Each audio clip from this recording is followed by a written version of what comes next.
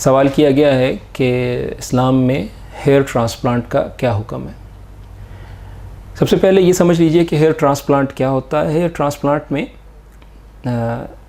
انسانی جسم میں جیسے سر پر بال اگر نہیں ہیں تو ایک سرجری کے ذریعے عمل جراحت کے ایک چھوٹے سے پروسیجر کے ذریعے یا سرجیکل ایک ٹیکنیک کے ذریعے آپ کے سر پر جسم کے کسی دوسرے حصے سے ہیئر فالیکلز لے کر آپ کے سر پر لگا دیے جائیں گے جہاں بال نہیں اگرے، اور پھر اس سرجری کے نتیجے میں وہاں بال اگنا شروع ہو جائیں گے۔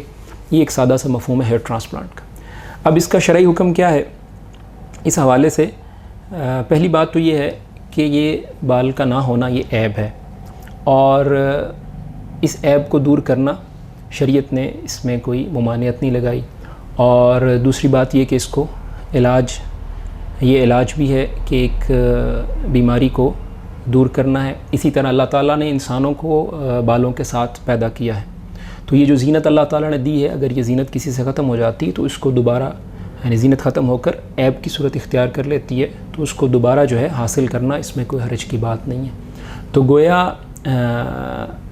اس عیب کو ختم کرنے کے لیے اور اس کے علاج کے لیے ہیئر ٹرانسپلانٹ جو ہے اس کو اختیار کیا جا سکتا ہے، اور یہ بھی ذہن میں رہے کہ اللہ تعالیٰ کی جو پیدا کردہ خلقت ہے اس میں تبدیلی تصور نہیں ہوگی۔ اس کے لیے ایک دلیل اللہ کے رسول صلی اللہ علیہ وسلم کی ایک حدیث ہے، جس میں جو آپ لوگوں نے بھی سنی ہوگی کہ 3 لوگ تھے، ایک گنجا تھا، ایک کوڑی تھا اور ایک اندھا تھا۔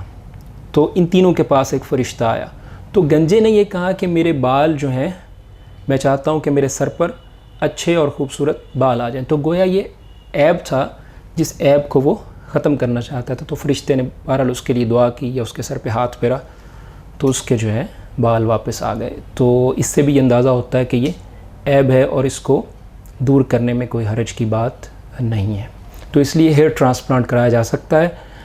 ایک بات کی مزید وضاحت کرتا چلوں کہ ہیئر ٹرانسپلانٹ میں اور جو وگ لگانا ہے یا مصنوعی بال ہیں، ان دونوں کے حکم میں فرق ہے۔ تو ابھی ہم نے صرف ہیئر ٹرانسپلانٹ کا حکم بیان کیا ہے، جس کے نتیجے میں جو ہے بال اگنا شروع ہو جاتے ہیں۔ اللہ رب العالمین مجھے اور آپ کو رسول اللہ صلی اللہ علیہ وسلم کی احادیث کی اور اسلام کی سمجھ دیں اور اس پر عمل کی توفیق عطا فرمائے۔